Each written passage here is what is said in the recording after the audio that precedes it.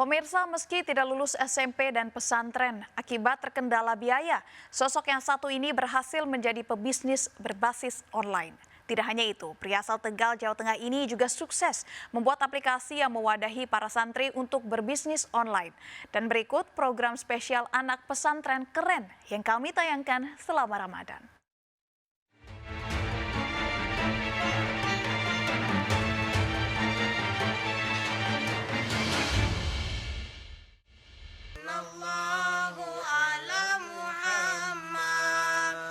Karena kan ada makalah begini, barang siapa menguasai media maka dia akan menguasai dunia.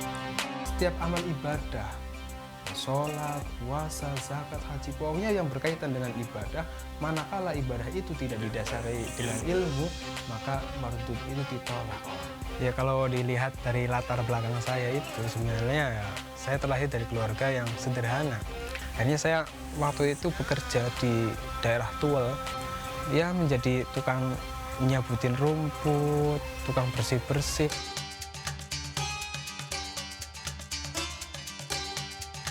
Kalau bicara tentang perusahaan-perusahaanku gitu ya, itu tidak terlepas dari perjalanan di mana ketika itu saya hidup di Papua. Tiba-tiba saya ditahan, nggak boleh pulang sama tokoh Katolik di Kota Raja, namanya Pak Antoni Israel. Nah, Pak Antoni Israel itu ngomong, Mas Wahab harus bantu saya majukan Papua dengan cara Mas Wahab sebagai seorang Muslim, dan saya akan memajukan Papua dengan cara saya sebagai seorang Katolik. Sallallahu ala Muhammad, sallallahu alaihi wasallam. Bagi saya seorang santri, sebuah kemajuan daerah itu salah satu solusi yang harus kita lakukan adalah di sistem pendidikan. Setelah berbulan-bulan berdakwah di sana kan otomatis uang saya habis nih. Nah, pada saat itu saya buka Facebook kalau nggak salah, saya tiba-tiba mendapat satu meme yang bertuliskan dawuhnya Mbah Maimun Zubair.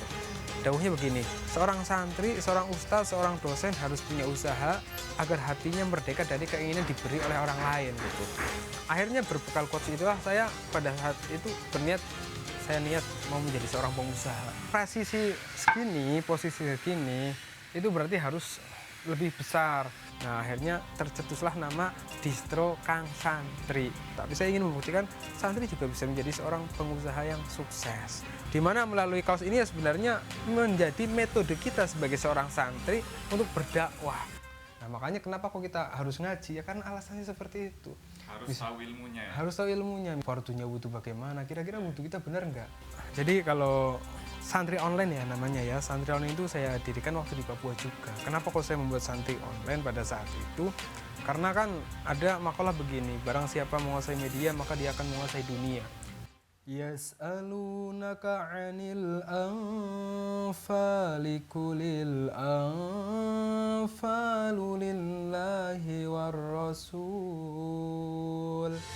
Kalau apa yang ingin kita tunjukkan sebagai seorang santri hanya satu sebenarnya.